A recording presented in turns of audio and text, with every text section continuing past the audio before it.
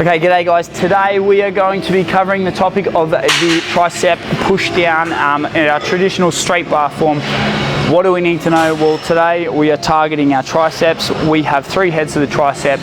One head inserts up into our scapula, the other 2 tend to originate just over our elbow joint. So what does that mean for us? Well, most of the time whenever we're doing a tricep push down, we are only going to be ever targeting 2 of the 3 heads of the tricep. However, we can get our 3rd head involved when it comes to our stability through the scapula, because our tricep goes over 2 joints. It goes over our elbow joint and up and over our shoulder joint. So what do we want to do? Well, the first thing we want to do to set ourselves up is pull our scapula back and down, and this will allow a greater contraction through your tricep because it creates greater stability.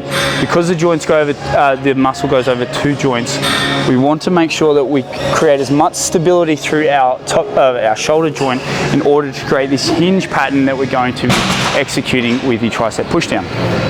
So let's set up. Now in our setup position, what we want to make sure that we're doing, because the bar is straight and is going to hit our hips, we actually want to tilt our hips slightly back to allow our full range of motion. You can see if I stand up tall, have my elbows pinned and pull down, I'm not going to get the full range of motion. I still have more flexion or more extension, in the elbow. So if I slightly move my hips back and push all the way down, you can see how much further my extension will occur. So that's point number 1. So there are 2 points that you need to remember when you execute this lift. 1, slightly back with the hips, or slightly break at the hips, or slightly create a hinge pattern. Number 2 is scapula or shoulder blades back and down. Pin those shoulder blades back and down like so. So I'm thinking my lats and I'm thinking pulling them back and down. This will shore up this first joint. The second joint is but a hinge, so we do not want our elbows rolling back and forth. We want them pinned and stuck right there, and we are just a door hinge, up and down, up and down. It's a very, very basic movement. So again, shoulder blades back and down, hips slightly out, and we are hinging up and down,